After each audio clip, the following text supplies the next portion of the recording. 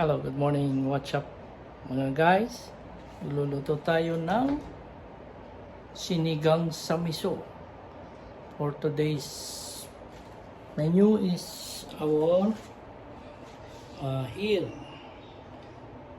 the salmon together with the veggies niya, mga gulay niya para sa sahog at ricado. So, here, pagsimulan natin. Dapat po maayos yung ating preparasyon with our chef kuno. So, we are preparing best kitchen knife.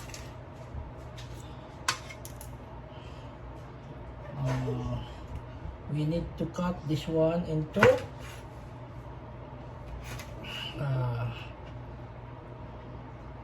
good fish as per on sa mga kakain. So, first thing is ayusin natin yung belly, salmon belly. So, ang dami yung ating salmon belly. So we need to cut it into tiny enough size. Hindi naman pwede yung masyadong malaki. So together with the belly head, the salmon belly.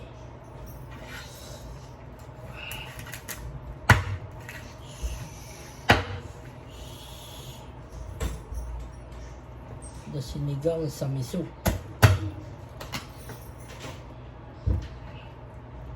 So pinaka best option nito is ikat natin siya ng according to standard size para hindi lugi yung kakain.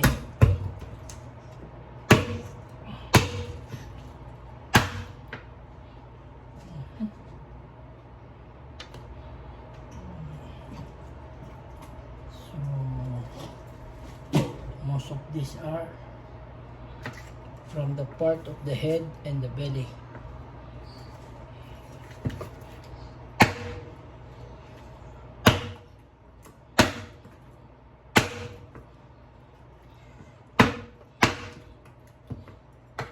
Medyo matigas, so we need to cut it in the kitchen scissor.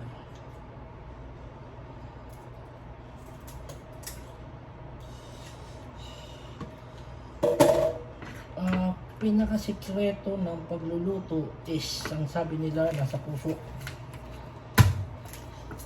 Siyempre, mas masarap magluto kung inspired ka para mapasarap mo yung luto mo. Sabi nga, masarap na pagluluto ay yung bukal sa puso, hindi yung mainit ang ulo, galit, wala sa mood. So, wala kang produktong mapapasarap. So, here's another belly. Oh, dami.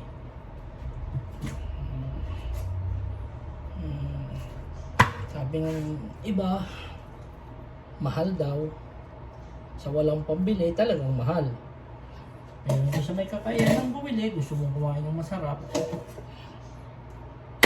hindi naman siguro importante kung magkano. Basta ang importante, makain mo yung gusto mo.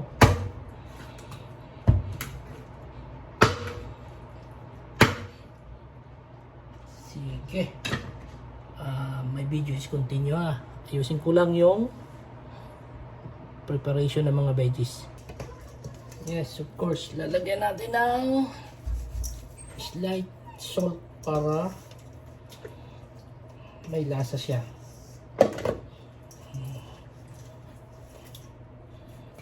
Then, yung iba hindi naglalagay ng paminta sa sinigang, pero based on my experience, mas masarap ang may pamintang Tagalog.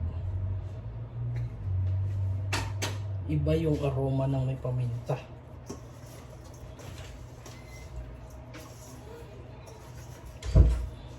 Here. Ito po yung ating sahog. From salmon belly, kangkong, gabi, sitaw, siling mahaba, kamatis, sibuyas, bawang. Siyempre, of course, lalagyan natin luya para malis yung lansa.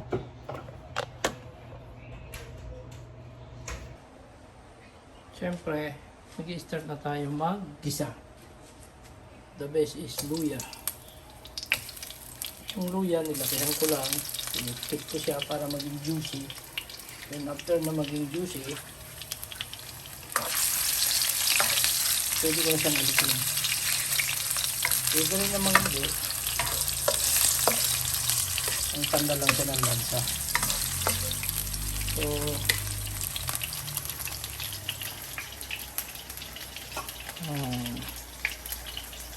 karang luya, pwede na natin isabay yung garlic. Garlic natin, dapat nagagarlic kasi ako, pino.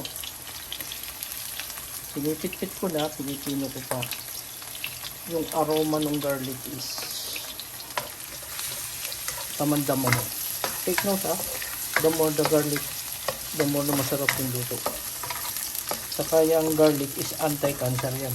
Yan ang benefits ng garlic. Then after that, few seconds, pwede na natin ilagay ang sibuyas. Squeeze natin yung sibuyas. Hindi pwede yung doon pa natin i-squeeze. So, at isa pa, guys, sekreto, pag gusto mo masarap ang asin na sinigang mo, huwag kang magdepende sa asin lang ng flavor mix mo. Of course, more tomato. 3 big tomatoes yan. Sa lulutuin kong 2 kilos na salmon.